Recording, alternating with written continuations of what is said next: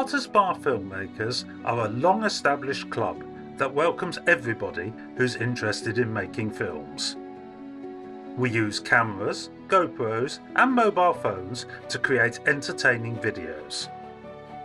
Some of these are individual films, while others are created as group productions, which may be documentaries, travelogues or comedy films. We hold 5 competitions each year and have evenings when we develop our skills in areas such as lighting, sound, editing, green screen and using drones to film scenes. There are also 2 social events each year for members to enjoy. This video will give you a flavour of what Potters Bar filmmakers do.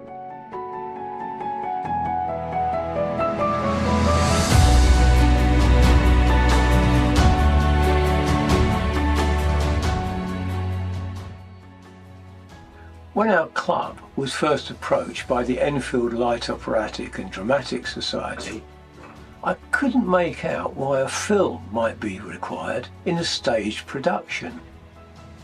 In the end, we made 4 short film sequences for them, but only one of those was a complete film. Anyway, I was asked to liaise with the company to see if we could provide what they wanted. I didn't know anything about the film or show Singing in the Rain except for that sequence where Gene Kelly dances in a darkened street in the pouring rain. Now, that sequence has been shown many times on television, I think. It turns out that the show is about a company, Monumental Pictures, that are struggling to incorporate a new technology into their movie making, which will introduce sound. Initially, of course, they make a bit of a hash of it. The first film that is required is a short but full-length silent movie, The Royal Rascal. In this film, the 2 stars, Don Lockwood and Lena Lamont, play lovers, but Lena is captured by the evil Gaspard de la Noue, and Don, playing a swashbuckling soldier of fortune, Philippe Dubois, fights Gaspard and his henchmen to rescue her. It is meant to be only the latest of a series of films in which the 2 stars play opposite one another, and, to help with publicity, the story is circulated that they are lovers in real life. The truth is that Don doesn't even like the vain Lena, who, apart from her looks, is described as being unable to act, sing, or even deliver lines convincingly. She is, however, quite ruthless, getting what she wants, and when Don finally rejects her, having fallen in love with another woman, Kathy Selden, Lena tries to take over and threatens to ruin the film company. It all ends happily with Don and Kathy united, and Lena exposed for the fraud she is.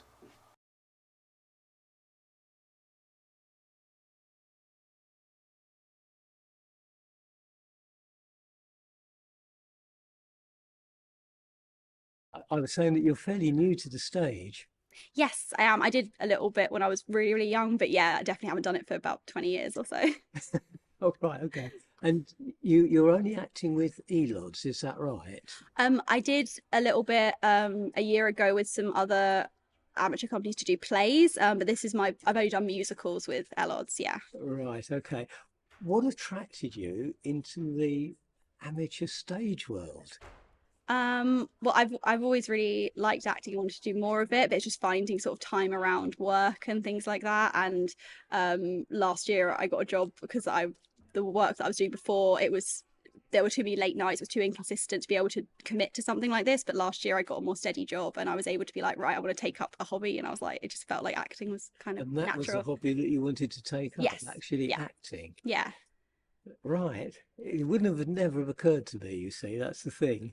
But you obviously do you follow plays, or did you go to plays? Yeah. Things like that. Yeah, I watch a lot of musicals, a lot of plays, and I'm kind of in film and TV, so I like sort of as my job. So I always wanted to I was always attracted to that side of things, I guess. Right. when you're acting there, you have to play a role, obviously, and you play the role of Lena, don't you? Yeah, Lena Lamont. Yes. Yeah. Now, how would you describe Lena Lamont? How would you describe her from a sort of a behavioural or psychological point of view? I mean, she's got some issues potentially. She's very extravagant, and she's quite vain and self-centered and a bit selfish. And she's quite deluded, and kind of she has delusions of grandeur. And she's obviously completely blinded by her love for Dom, which is very much not reciprocated. Yeah, I suppose so. Now, do you think that she's anything like you? I hope not. I hope not. I mean, I don't. I hope that we're not that much alike. Although I do like her gestures, and people have told me that my voice gets really annoying occasionally when I'm stressed. So maybe that's the similarities. I'm hoping that's where it kind of ends. So, is it difficult then to interpret the character when you're trying to portray them, do you think? Um, a little bit, but she's such a caricature, and she's got so many like amazing sort of characteristics and things to bring to life, and she feels so different to kind of what I'm like, that it's almost more fun to step into that, and it feels quite easy because I'm distancing myself from her completely. So yeah, it's very fun. Oh, good. Well, I'm pleased it's fun. What else have you got in the pipeline? Have you got any other shows? Not at the moment. I'll probably be back for Sister Act, which is the next one after. I'm gonna take a little break, and then I'll probably come back for the next one and do probably some more amateur stuff, but nothing locked in at the moment. Okay. And are you thinking of going into the film business or the acting business as a profession? I don't think so. I do really, really love it, but I think I'm happy just to keep it as a hobby. Oh, right. What do you do? Can I ask you? I'm a producer, so Producer. yes. What do you produce? I've done kind of bits and bobs. I do freelance, so I've done like bits of film, bits of TV, and now I'm working in sort of social media. Oh, I see. So you're actually working in the film industry in a way. Yeah, I have done, yeah. Yeah. All right. Well, I wish you great success with Thank that. you. Is there anything else you'd like to add? No, I think that's everything. Thank you so much for your time. Thank you. Just before you go, Yes. how have you felt about being in this particular production? Oh, I've absolutely loved it. I love Singing in the Rain. It's been my favourite musical, and to be on stage doing it has been a dream. Brilliant. Thank you very much for talking Thank you so to us. much. Thanks so much. Thank you. Hi, you're Hayden Boxall. I am. Hello, Hayden. Hello. And you play Don Lockwood in the musical, don't you? Do indeed. That's right. How long have you been acting? Oh, since I was 10, and I'm now 37, even though I don't look it. No, I'm 36. I'm nearly 37. I'm 36, so I nearly forgot. So 26 years. 26 years, wow. And when you were acting at 10, where were you acting then? So I was acting at a place called the Valet Academy of Performing Arts, Right. which is where I trained as like a young kid. Then I went to college, North London Dance Studio, and then trained there. Right. And are you a professional actor then? It used to be a long time ago. So I worked for about 3 years in the industry, did some UK tours, Italian tours. And then, with lack of work, wanting to financially better myself, unfortunately, I came out of the industry. But, with amateur theatre, you can still carry on the passion and the dream. So still do that alongside. So it's a passion and a dream with you. Yeah. So, for me, it was wanted to obviously do it professionally, and then reality hits of how difficult it is in the industry, getting work, financials. Obviously we all need roofs over our head, and we need to be able to eat. So turned into more of just a hobby, which obviously I'm doing now. What are you doing professionally then? What are you doing? So a long time ago, so that was when I was 21. So my first job was working in a holiday hotel as an entertainment crew. And then I did a 6-month tour of an Elvis musical over in Italy. And I did a few other things here and there, a few pantos, professional pantos. And then, like I say, I decided at 24 to stop performing professionally, and now I work in sales. In sales, all right. So you don't do anything in the film industry? I did a few adverts. So I did a Talk to Frank advert when I was 16. So I was at school. I did the Basil Brush show. I did a McDonald's advert. But this was all, when I was 14 to 16. Right. And when I had an agent and was a real actor. So how do you feel about Don Lockwood then? How difficult is it for you to portray Don Lockwood? Do you know what? I think it is quite difficult because I've done this show twice before and I've always played Cosmo because I'm more of like a humorous, funny character. So when I was playing this one, it's more serious, it's more straight-laced. And I like trying to get the laughs, where obviously with this one, you have to be more set in stone. Try to think about modern day actors, how they react, because obviously I wasn't alive in 1930. So trying to think of how a modern day, like a Leonardo DiCaprio or someone like that would react to obviously having fans around and obviously falling in love with the girl. So it's been a challenge, but something I've enjoyed.